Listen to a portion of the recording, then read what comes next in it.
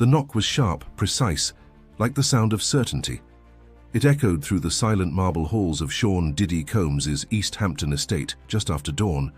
Federal agents, clad in black tactical gear, moved with a clarity of purpose. They weren't here to negotiate. The warrant had already been signed.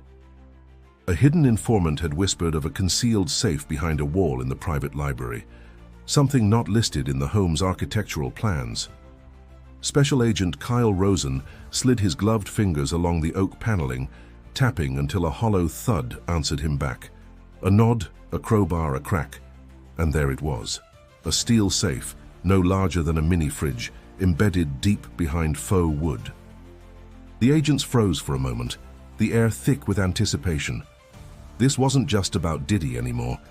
If you're hooked already, make sure to subscribe to the channel for real-time updates on this explosive case. Across the city, in a crowded office overlooking Manhattan's courthouse, Assistant U.S. Attorney Marcus Talley read the preliminary report. His eyes narrowed, jaw tightening as he digested every word. Rosen's find confirmed weeks of whispers and speculation. The existence of a hidden vault meant one thing: there were secrets someone had paid dearly to bury. Marcus wasn't new to high-profile cases. He'd dismantled organized rings, exposed corporate corruption, even stared down death threats. But this was a different beast. The Diddy case wasn't just about tax evasion or creative accounting. It had the fingerprints of power, influence, and a decade of shadowy alliances. The investigation had begun quietly. An anonymous tip had led to a money trail that danced through shell companies, overseas accounts, and non-disclosure agreements. Names were redacted, voices altered, evidence encrypted. But Marcus was methodical. Each detail was a breadcrumb, each signature a sliver of light in the dark. The raid was the culmination of 18 months of silent hunting. Yet even with all his preparation, Marcus hadn't expected a secret safe. That detail wasn't in any intel. Its very existence hinted at a level of paranoia or guilt that raised the stakes considerably. He leaned back in his chair, staring at the sealed photo of the safe. What could it hold? Contracts, cash, footage? Something told him it was worse, the kind of thing that could topple reputations, ignite investigations, or even compromise national figures. The walls were already whispering. High-ranking officials had started making quiet calls, damage control. Back in the estate, the agents photographed the safe from every angle. They didn't open it, not yet. A court order would be needed. Its contents, potential evidence in a case that had just turned radioactive. The safe was transported under heavy guard to an undisclosed federal facility. The public didn't know yet, but the clock had started ticking. Marcus picked up his phone and called his lead investigator. "Get me the judge," he said. "We're requesting emergency authorization." That afternoon, news outlets exploded. Hidden safe found in Diddy's home. Social media detonated with theories. Some said it contained weapons, others believed it held blackmail material, and a few speculated it could link Diddy to international crime syndicates. Nobody knew, and that not knowing only fed the fire. Marcus watched the frenzy unfold. He didn't flinch. In a world of noise, he had learned to listen for the silence between the chaos. That's where the truth usually hid. By evening, a federal hearing was scheduled. The Department of Justice moved swiftly, and for the first time in the case, Diddy's legal team responded publicly. A short, curt statement: "There is no such safe, this is fabrication." But the photos said otherwise, and Marcus knew this wasn't fabrication, this was the beginning. Marcus Talley stood at the edge of the courthouse steps, watching as flashes from camera crews lit up the gray afternoon. He didn't speak. He didn't have to. The safe had spoken louder than any press conference ever could. But as he walked back into the marble corridors of the federal building, he knew this was just the beginning. Inside, the case file on Sean Combs had grown from a folder to a box. And at the heart of it, standing in direct opposition to Marcus, was Olivia Grant. She wasn't loud, she didn't bluff. Olivia dismantled prosecutors not with theatrics, but with precision. Educated at Yale, forged in the crucible of high-stakes litigation, she was as cold as the steel bangles she wore daily. And she'd been hired specifically for this moment. Olivia had taken one look at the headlines and immediately filed a motion, suppression of any evidence found without explicit authorization. Her argument was airtight.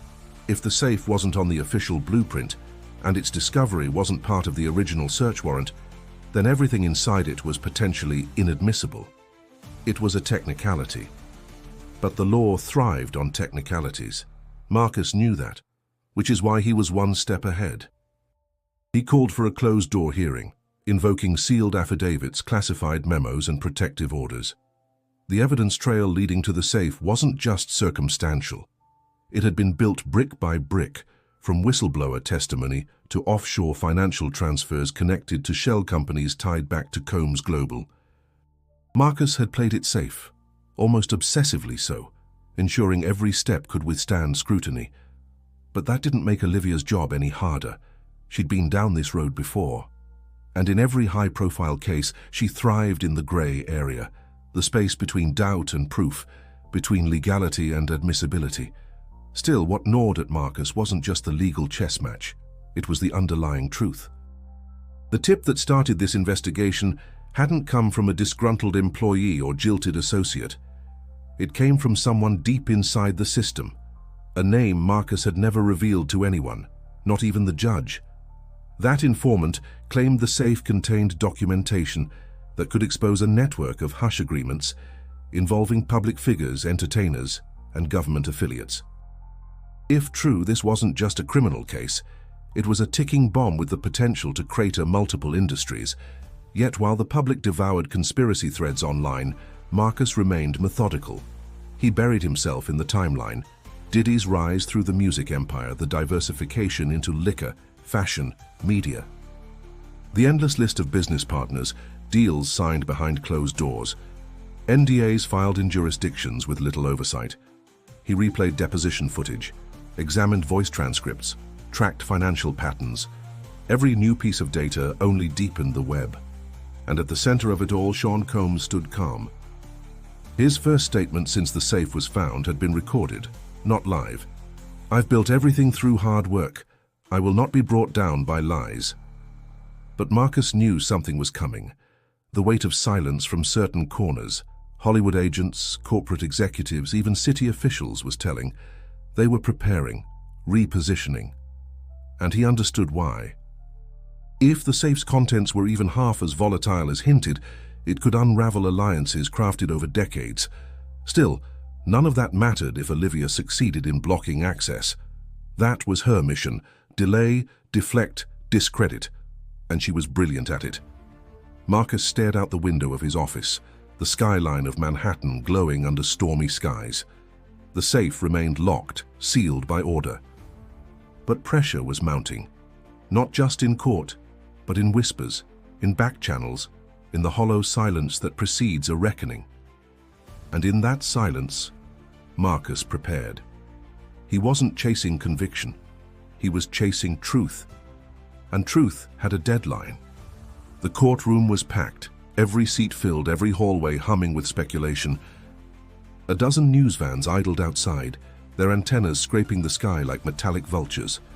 Inside, the temperature felt 5 degrees higher, a collective heat of tension and breathless curiosity. Judge Eleanor Marwick presided from her bench with the stern serenity of someone who'd seen too much and trusted too little. Her docket was heavy, but today's motion eclipsed all others. Whether or not the sealed safe retrieved from Sean Combs' estate could be lawfully opened and its contents admitted into evidence. Marcus Talley stood at the prosecution's table, composed but alert. He presented his argument with controlled precision. The warrant, though not explicitly referencing a hidden safe, had included language broad enough to encompass any relevant discovery within the structure. He backed it with documents, wire transfers, encrypted messages, and a statement from the confidential informant filed under seal. The existence of the safe, Marcus said, voice steady, was concealed intentionally. Its contents are directly tied to the nature of our ongoing criminal investigation. We request judicial permission to unseal and examine the contents under federal supervision. Olivia Grant rose slowly. Her expression was unreadable, a porcelain mask of composed resistance. Your Honor, this is a violation of my client's Fourth Amendment rights. The warrant's scope was exceeded. We do not contest the safe's existence. We contest the means by which it is now being pursued as evidence. If this court permits the opening of that safe, it opens the door to limitless prosecutorial overreach. The room remained silent for a breath too long. Judge Marwick leaned forward, eyes sharp beneath her glasses. Ms. Grant, you are suggesting the government should ignore a potential cache of criminal material because it was too well hidden. Olivia's voice didn't waver. I'm suggesting the rule of law must apply equally, no matter the defendant's notoriety. Marcus glanced briefly at her, recognizing the maneuver. It wasn't about the safe. It was about setting precedent, casting the case as a moral test of government restraint. But he wasn't here to play optics. I'm not asking to bypass the law, he replied. I'm asking to follow its path to the end. Judge Marwick took the matter under advisement. For over an hour, arguments volleyed, legal precedents, chain of custody, constitutional boundaries. Behind each sentence hung the unspoken truth. Everyone in that room knew the safe was dangerous. As deliberations continued, Marcus noticed Olivia passing a sealed envelope to the court clerk, a whispered note to the judge. Moments later, Marwick called a private sidebar in chambers. Inside, Marcus was handed the envelope. Its contents were stunning, a formal warning. If the court opened the safe, Olivia's team would file a motion implicating government misconduct in an unrelated federal case. It was blackmail cloaked in legality. She was leveraging one case against another, using knowledge only the inner circle could possess. Marwick raised a brow. This is unprecedented. Marcus didn't blink. And it confirms they're hiding something. After a long silence, the judge made her decision. The court would authorize the opening of the safe, but under strict conditions. The event would be recorded by federal officers, with legal observers present from both sides. The contents would remain sealed and catalogued until a separate evidentiary hearing. Both sides nodded. Neither smiled. Outside, the media exploded once more. The safe would be opened within 72 hours. Marcus left the courthouse feeling none of the triumph that headlines would attribute to him. He felt only the weight of what might come next. Whatever was inside that safe, it was more than just evidence, it was a fuse. The safe opened with a slow mechanical grind, a reluctant beast yielding its secrets after years in silence.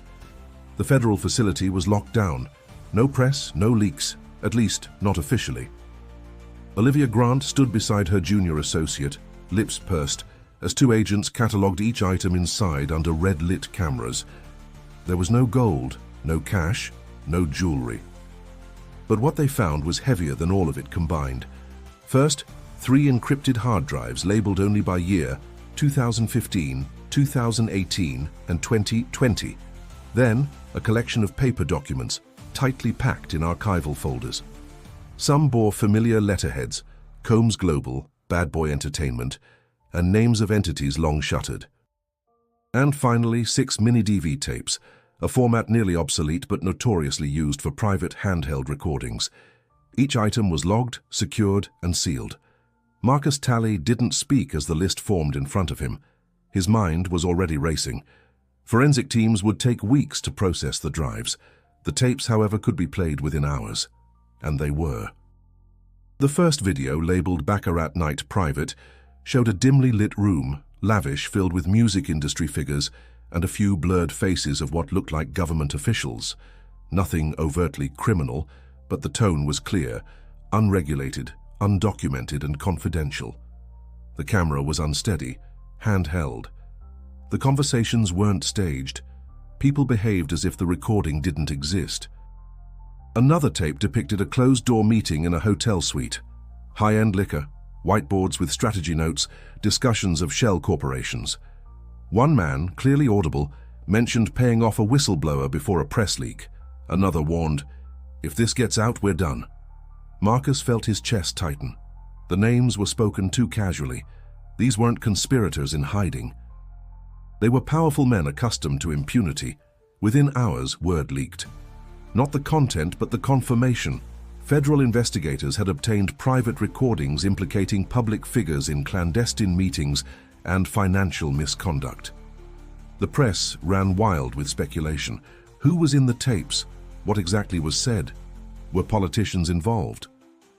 Calls began pouring in, from Washington, from LA, even from overseas. Requests for delay, offers for quiet meetings, legal threats.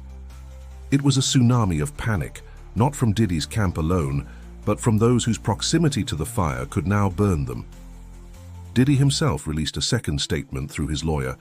"I have no knowledge of the items retrieved. Any materials presented are either fabricated, planted, or taken out of context. But the court's chain of custody documents were airtight. The items came directly from the safe, untouched. No room for tampering, no plausible denial." Behind closed doors, Olivia demanded a private meeting with Marcus. "What you have," she said, "is a legal powder keg. You think you can control this, but you won't." The moment those tapes go public, this becomes bigger than Sean Combs. It becomes war. Marcus didn't respond with bravado. He simply asked, "Why was it hidden for so long?"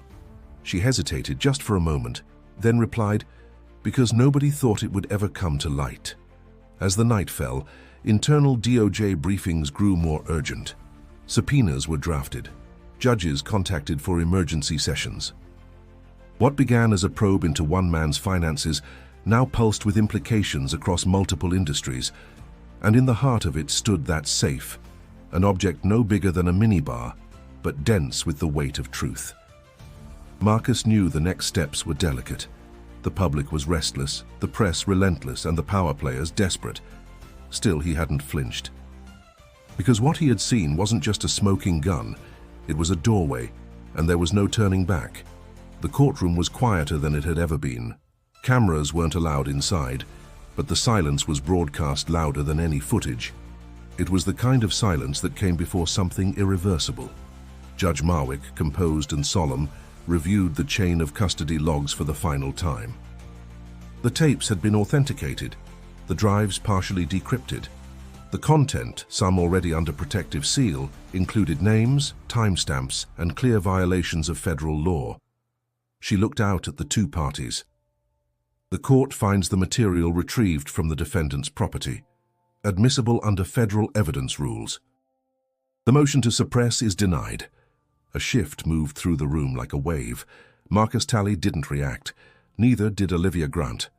But the consequences began immediately. Within the hour, new subpoenas were issued.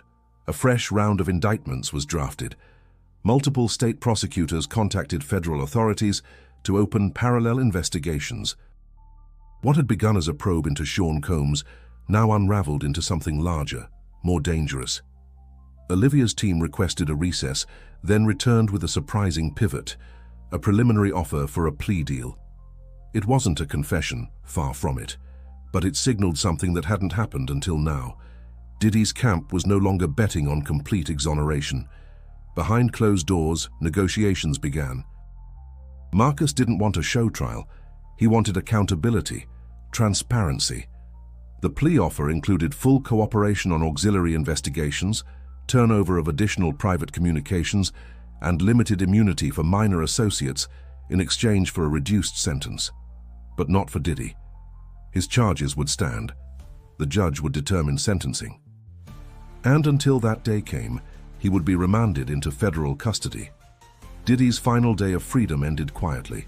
No press statement, no crowd, just a black SUV pulling away from a downtown building, his face partially hidden by the tinted glass.